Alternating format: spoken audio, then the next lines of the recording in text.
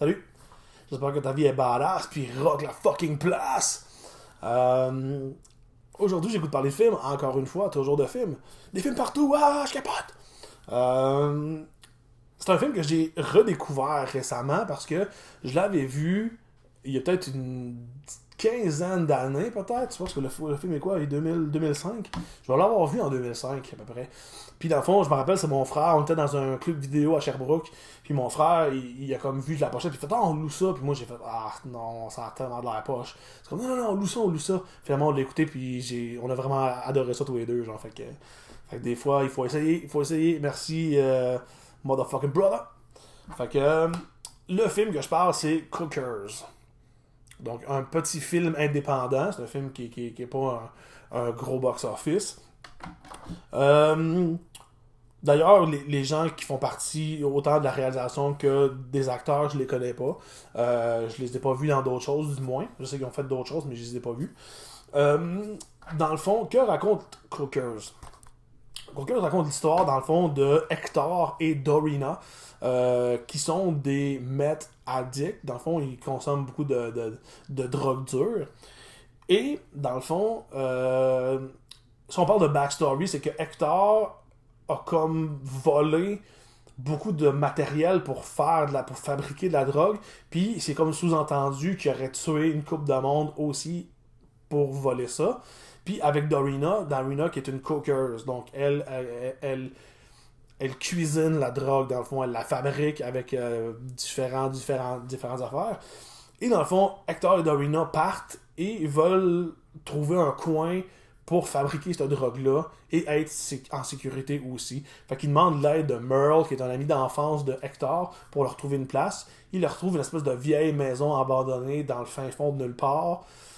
Puis les trois s'en vont là.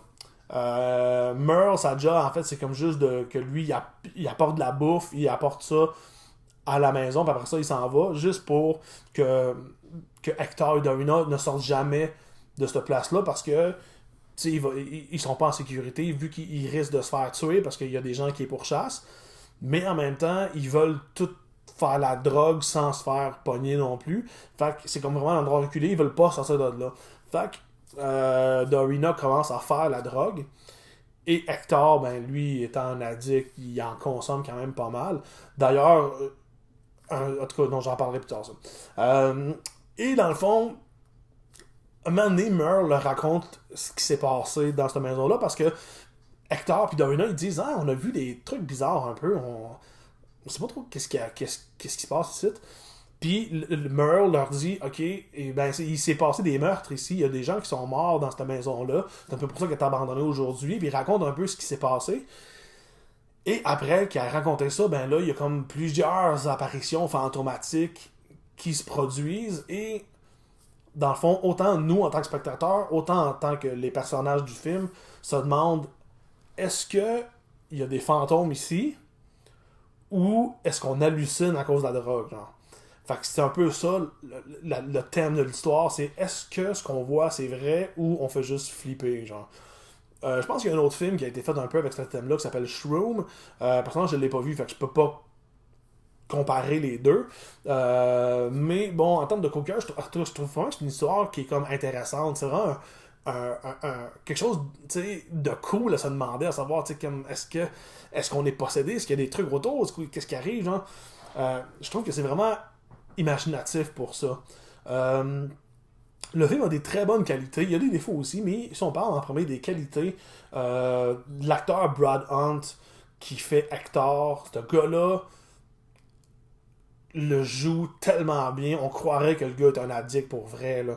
C'est manie, le fait en plus, le fait que son personnage est comme à la fois addict, il est à la fois paranoïaque parce qu'il y a du monde qui veut le tuer, puis en même temps il hallucine des fantômes ou c'est des vrais fantômes. Mais il y a quand même trois aspects qui est comme vraiment intense, puis là, plus il a peur, plus il est paranoïaque, plus il prend la drogue, puis la façon qu'il bouge, qu'il serre les dents, qu'il regarde partout, tu sais que le monde il parle, il comprend pas, puis le montage joue un peu avec ça, il fait comme puis ça coupe, puis il fait comme, tu sais, il est perdu dans le monde autour de lui, genre, fait c'est super bien représenté, puis 99% c'est l'acteur qui vend vraiment bien son rôle. Chapeau à ce gars-là, il est vraiment cool. Les autres acteurs sont bons aussi, mais c'est pas autant que lui. Lui, il tient le film sur ses épaules carrément. Genre.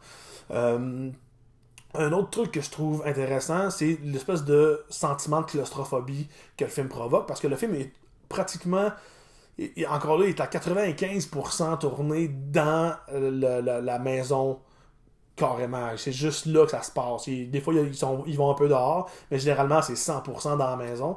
Puis, on se sent enfermé avec eux autres. Fait que dans le fond, on se sent des fois, tu fais comment c'est oppressant, c'est comme tout le temps, genre, pis c'est dans le noir, pis tu sais, justement, au début, Hector, il fait comme blacker les fenêtres, hein, pour pas que le monde voie en dedans. Fait que t'es tout le temps dans l'espèce de monde dark là, où que lui, il vire dingue.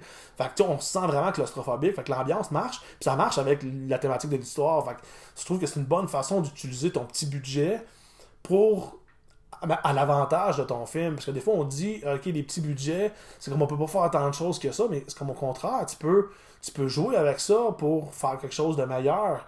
Puis, tu sais, ça marche. Fait que, tu sais, c'est comme chapeau. D'ailleurs, la direction photo est également aussi très bonne, autant que la direction artistique. Donc, direction photo, l'éclairage, direction artistique étant les décors. Ben, tu sais, ils ont vraiment mis une grosse attention là-dessus. Justement, vu qu'on passe l'entièreté du film là, ben, tu sais, ça look pareil. Tu sais, on voit des fois, mettons, au début, un qui arrive, puis il y a des rayons de soleil. Ben, la manière que le gars, il a cadré sa caméra avec les décors, puis la lumière, tu sais, c'est beau, c'est clean, c'est vraiment hot. Fait que, tu sais, il y a vraiment une bonne attention qui a été portée à ça. Fait que, encore là, c'est un très bon point positif.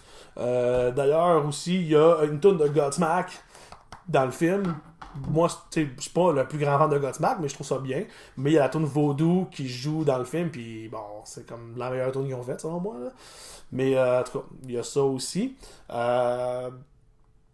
Si on parle de trucs négatifs du film, je dirais que les trucs paranormaux qui arrivent, il y en a pas assez, selon moi. Parce que, tu sais, le film a été un peu vendu comme un film d'horreur, alors que, selon moi, c'est un drame avec une thématique d'horreur. Genre, parce que c'est vraiment... Le film est vraiment plus sur leur vie, sur leur paranoïa, sur leur univers de drogués, que vraiment sur les monstres, ben, les fantômes ou les trucs comme ça.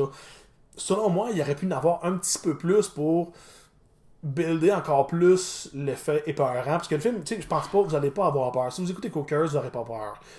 Puis ça aurait été le fun, tu sais, qu'on l'aille un petit peu plus. Il y a comme des sauts qui marchent. On fait des sauts, mais c'est des sauts pour des bonnes raisons. C'est pas comme un chat qui se présente et ça c'est pas chez Cheap.